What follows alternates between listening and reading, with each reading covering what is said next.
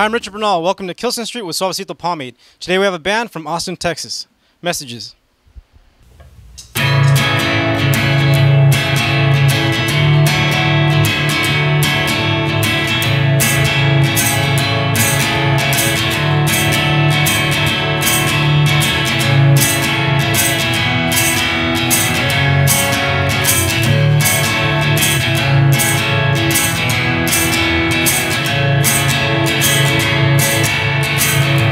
I was born in the city. I was born in the city. Where you're born, then you grow, then you learn, and now I know I'm gonna die in the country.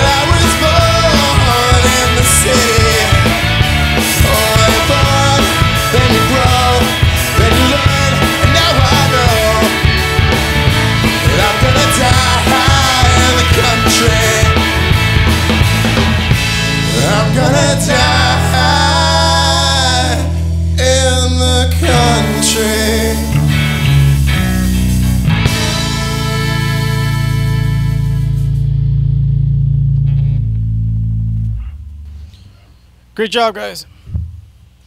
Messages, everybody. We'll be right back after a short break. Alright, kids, it's time for the Kilson Street Birthday Club. Here we go. Here's Maclovio, Sancho, Michaela, Chema, Ronaldo, and Zeke. Remember to send in those birthday shoutouts, kids. KilsonStreet@gmail.com. How eating horse testicles will reduce your risk of cancer after the interview. And I'm not just making this up to make you watch, even though I am. Alright, we're right here with Messages, who are enjoying the perks of a paletero from Santa Ana, California. And like always, we start with names and ages. Oh, I'm Jonathan Horstman. I'm 31 years old. I am Declan Rory Murta, and I am 22 years old. I'm Lexi Cardenas, and I'm 27. I'm Chris Hausler. I'm 27. Yeah. All right, and it was formerly known as Mighty Mountain. Yeah. And so now your messages. Why both names? Why the choices for either? That's a good question. I think Mighty Mountain was like, I just wanted something that like was just epic and made people think of gigantic, I don't know. Mountains. Yep. Yeah, pretty much. And then Messages our band's always like, it's hard to write songs that are about nothing, you know? Like I'm always thinking about how like what it is that you do, like how it affects the world around you. So I think it's important to like be conscious of like what kind of vibes you're putting out in the world. And so Messages is kind of like that. It's like a little lofty, but you know, it's what it is. And might be a touchy subject, but it was Mighty Mountain was a band of 8, and somebody lost their shit or something, and Yeah. and now we're here with Messages. I lose my shit. Was it you that? Oh yeah, totally. What was the deal with the? So I started Mighty Mountain with like my best friend, and his girlfriend joined the band too, and that's like why we were 8. Just like people kept joining the band, and she like we had this big show, we had this big like thing planned, and she kind of she was supposed to like go into the crowd and like clap with everyone, right? It was just this really dorky thing, but it was like, you know, if we do it well, like we can totally pull it off. And she didn't get off the stage, and I just found out like one of my like best friends had like died like a week before, and it was like if things were just like really intense, and I like totally lost my shit and like was Where are your balls? yeah, I was like, get out there, where are your balls? And then she didn't move, and I was like, where are your fucking balls? And I turned around, like I actually like I grabbed myself, like screaming at her, and like she ran off stage crying, and a week later, like half the band quit, and they like kicked me out of the house, and it's actually like I don't know, I have like a different understanding of like misogynist behavior like now, and like recognize like how awful that was on like so many levels. But Yeah, I was gonna ask you. but like, dude, yeah. Like we still haven't spoken, and we're actually going out on this tour. We're going to Fayetteville, which is where they're all at now. At least John and Stacy are, and I have like a little letter that I might just like knock on the door and like leave, you know. But just like I don't know. I think enough time has passed but it was it was a really low point in my life. It said that you guys tried to keep it together for a year. Oh. We went through a few members. Yeah. What happened is when everybody left, there was that moment, but I think it was definitely something that was going to happen. We had kind of different ideas. The group was divided, and half the band was doing it for fun. It was like we're playing with our best friends, we're making some really great music, and we want to have fun all the time. And the other half was like, well, yeah, this is fun. We're playing with our friends, but at the end of the day, we want to make it. We want to do this like full time. We want to be able to buy houses with this, make a living with music. Or at least like travel the world. And you're not always going to get along. It's not always going to be fun and games, because at the end of the day, it is a job. It is a career move. And that's kind of where we were divided. So the great thing I guess the great thing that came out of that was that now, little by little, it was kind of keeping it together by bringing members in the band just so the band wouldn't fall apart. But now the group that we have now, everybody's incredibly talented, everybody's on the same page, and everybody wants to do this. So now we can push this as far as we want to go, and we're on tour all month. We're doing all these things that we might not have been able to do with other people who might have been just doing it for fun. We basically like asked the question, like, would you rather play in town, like not leave town, and just have like a really good time and like play with your best friends, and like that's that, or would you rather tour the world but with people that you hate? We don't hate each other. Those of us who are like, I'd rather tour the world with people that I hate, are still in the band, and the ones that would rather stay at home with friends are staying at home with friends. Yeah, you got to get out of the comfort zone to make something happen. Yeah. How many of you are the original members? So 2, all 4 of you? Yeah, he's the original from Mighty Mountain. Messages.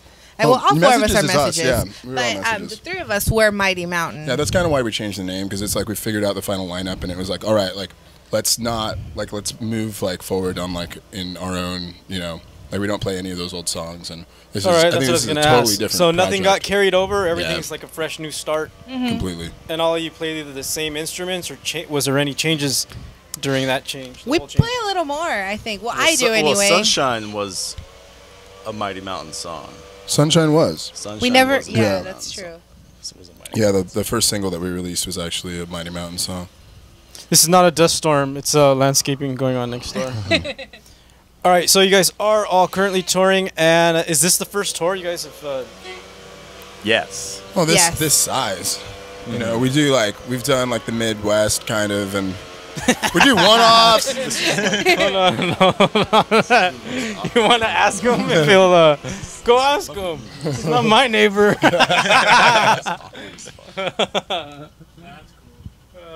Yeah, until I ask something else. Watch.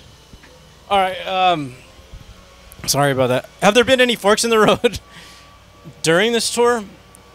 Yes. Well, there was one thing I was asking you earlier about Johnny's, and you guys just came from Lompoc, but something about Johnny's and Lompoc I saw on the web. Yeah, we've had like last minute cancellations. We've had places that had us set up in the middle of their karaoke night and then stiff us on like our guarantees. We've shown up to places. What would the guarantee be? Like $50. All right. And it's like, I'm like, really? You can't? There's $50 for the road when like that was kind of like in the email agreement. We've shown up to venues and the bartender has no idea they even were going to have live music that night, and there's no sound guy, and we just kind of figure it out. But then there's also been, it's like it's give and take. Like that's happened, but we've also had these amazing times. We've been in like Medford, Oregon, where we weren't expecting anyone to be there, and then like one of my homies shows up in her like converted bus with like 8 hippies like ready to like rock to everything, and just like there's just been like beautiful moments, but like definitely like difficult ones too. Like losing my shit in San Francisco, trying to find parking. I like totally lost my shit. Trying to find your balls? Yeah. Well, I was trying to find my balls. Declan was driving, and like Jolene's our van, and I have a really strong emotional attachment to her, and I get afraid of, and I'm in like small spaces, and I basically just like had a diva moment of like, I have to get out of the fucking van, and like kind of like cursed everyone out and like grabbed my shit, and then I didn't know where I was going, so I just kind of like I like lost my shit, and then like kind of waited around until the band like parked and came and found me. How does one prepare for tour? Like, is there a certain amount of money that you guys saved up? I want to know from Chris. What'd you do to prepare for this tour?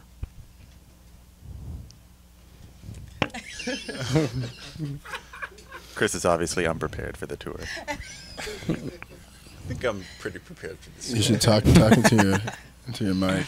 Was there anything special that you did? Maybe save up for a certain amount of time, or?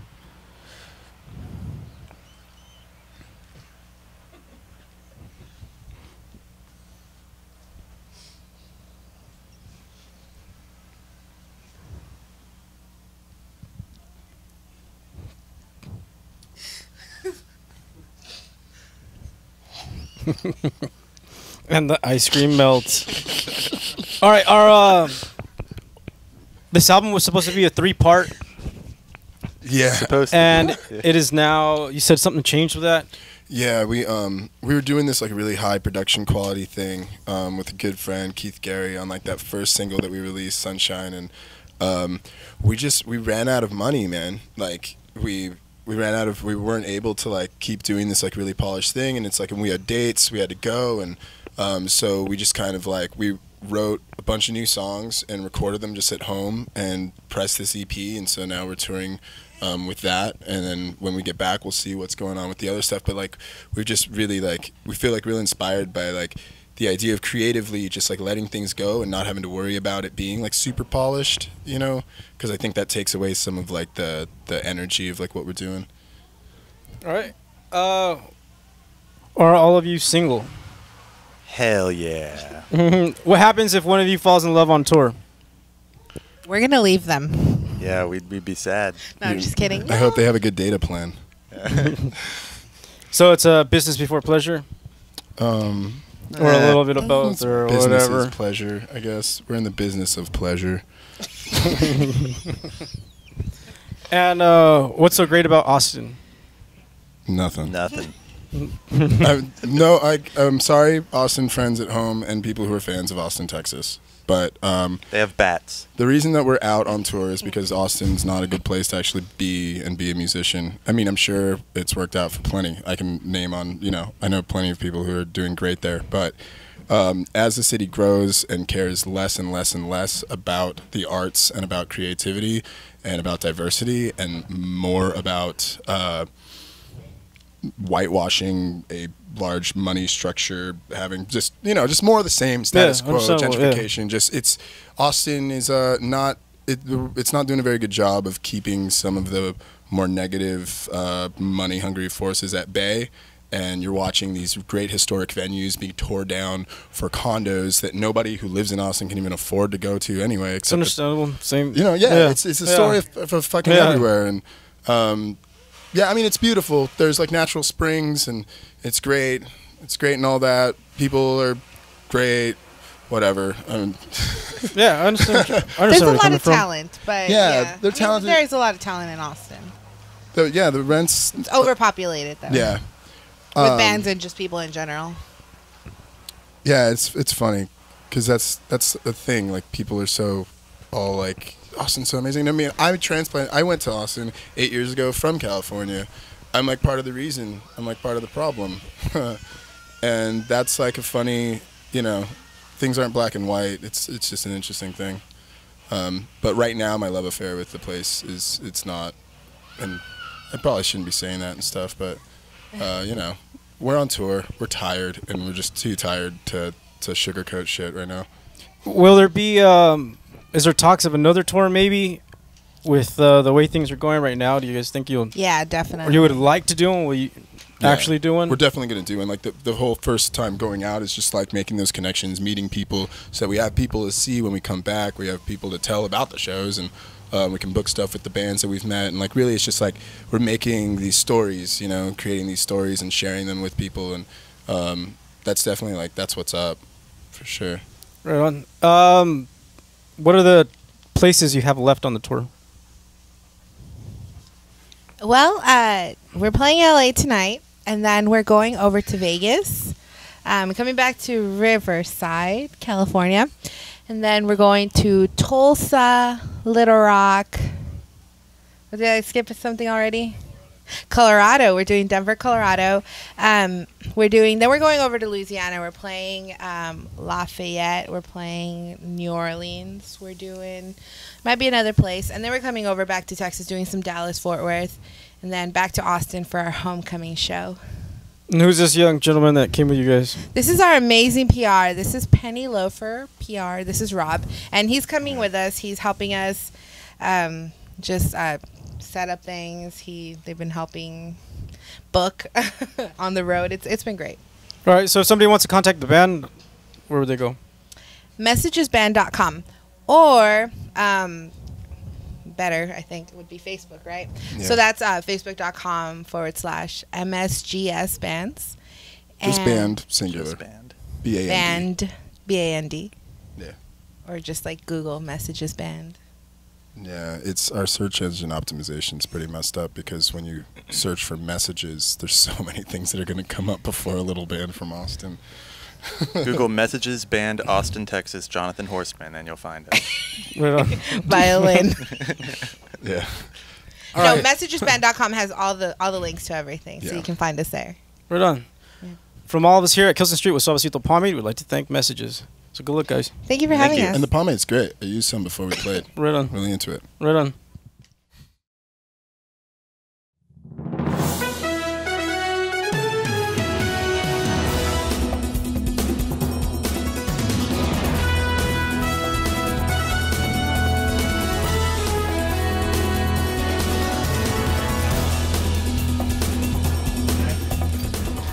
Hi, welcome to Kilson Street Action News at Internet Standard Time. I'm your host, Pat McGroin. This week's top news stories. Apparently, Carlos Bustamante, former city council member of the city of Santa Ana, owns a restaurant in the Artist Village downtown. It's called, get this, the Art of Mexican Food. But I went there last weekend and it was more like the art of an empty restaurant. Am I right? Am I right? My intern, he knows what I'm talking about. It's my intern. Anyway, speaking of alleged rapists, Bill Cosby's in the news. Apparently, he's accused of raping 37 women. When reached for comment, Bill Cosby said, "Aye, at least it wasn't 38. Am I right? Am I right?" My intern's laughing. He gets it. Which brings us to our last top news story. El Chepe, I'm saying that right? Close enough. El Chepe, famed Mexican drug lord, escaped the Mexican prison through a series of underground tunnels, to which Mexican authorities now have the Ninja Turtles in for questioning, which is good. Anyway, this week's special guest is El Chapin himself via rotary phone right now.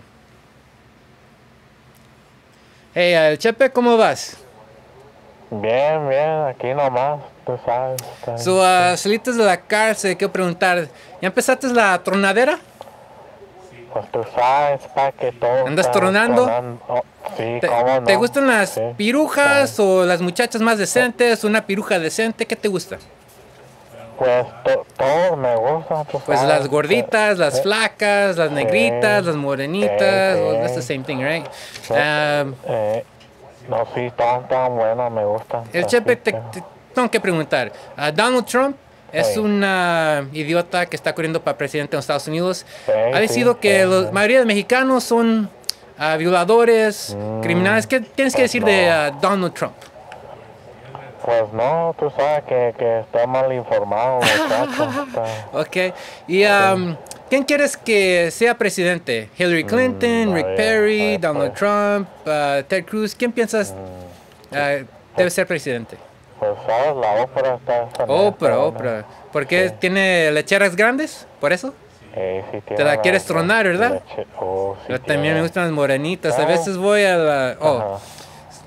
my producer buena la saying muchacha.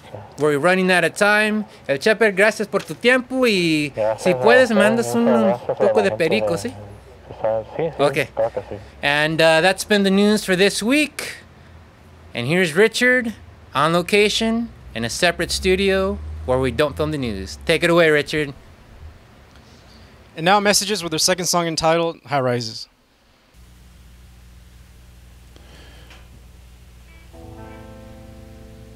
I thought we had it made out at the edge of town.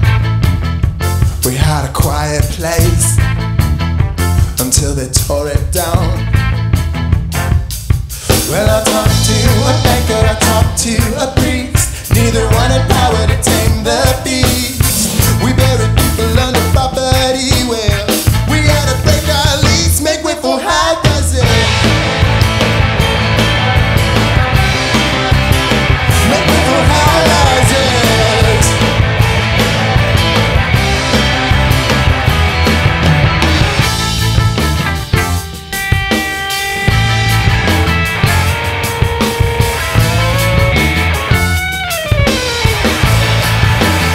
Give me some piece of land. Give me some peace of mind. And I'll build and I'll build and I'll build until I scrape the sky. Well, Mary, she was a virgin, and now that she was covered in Benjamin. The daddy's money and money's gone. Well, it's me and boy said, make way for high rises. Make way for high rises. Make way for high rises. Make way for high rises.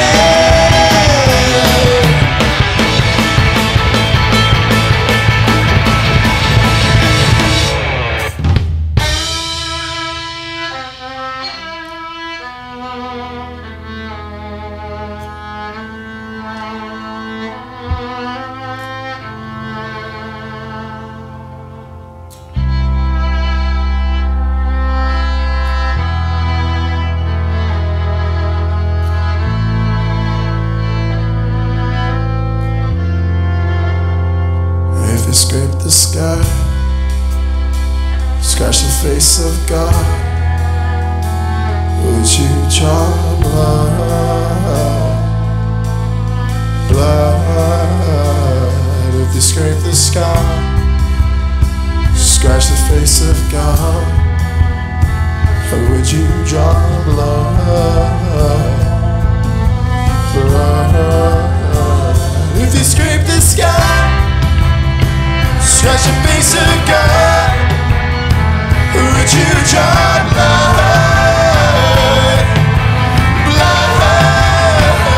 If you scrape the sky, scratch the face of God, would you draw blood?